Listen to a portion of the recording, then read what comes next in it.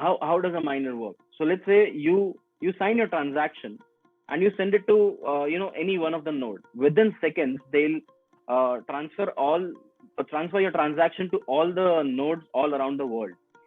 So these nodes, what do they do and why do we need it? So these nodes are responsible for securing the internet network. Now, as we saw that this is an Excel sheet, we have an Excel sheet of who owns how much Bitcoin, right?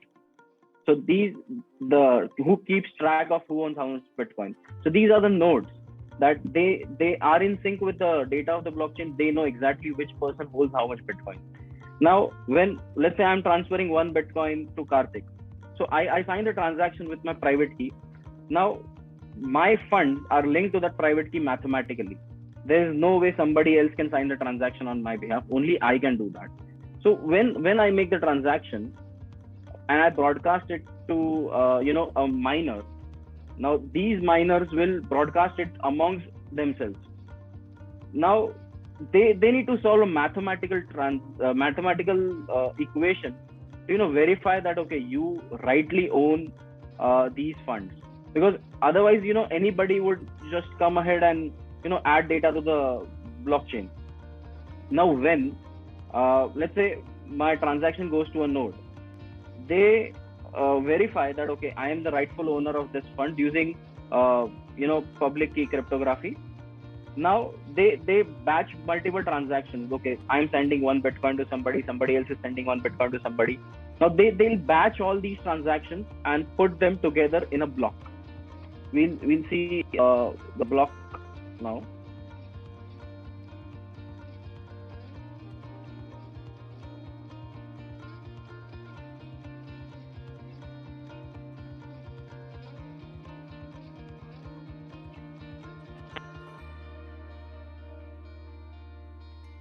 So this is the Bitcoin blockchain.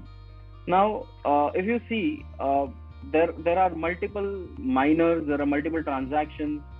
So if you see all the transactions coming up here, every minute there are transactions being up, new transactions are coming up.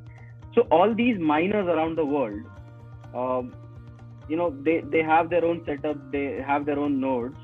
They try to put all these together into a block. Now, what is a block? Block is a collection of transactions. My transaction, somebody else's transaction. They put all of this into a block and then they try to guess a mathematical proof. Once they have guessed the proof, they submit the block to all other miners. Now, all these miners either have to reject the block or accept the block. So let's say I transferred one Bitcoin to Karthik and my transaction is valid. I signed it with my correct private key. So these miners, one of the miner will verify my transaction, will put it into a block. Now if we see a block here, this is a block which was mined like 9 minutes ago. There are 71 transactions put up into it.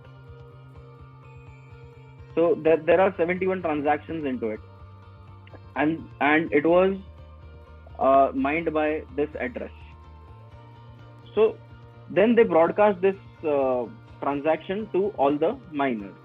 Now, if there is any discrepancy in it, let's say the miner is a fraud guy, he mined one of the transactions which isn't valid. Let's say I don't have one Bitcoin in my wallet and I transfer it to somebody, and if the miner mines this transaction, all the other miners all around the world, they'll reject this block and this block won't be added to the blockchain.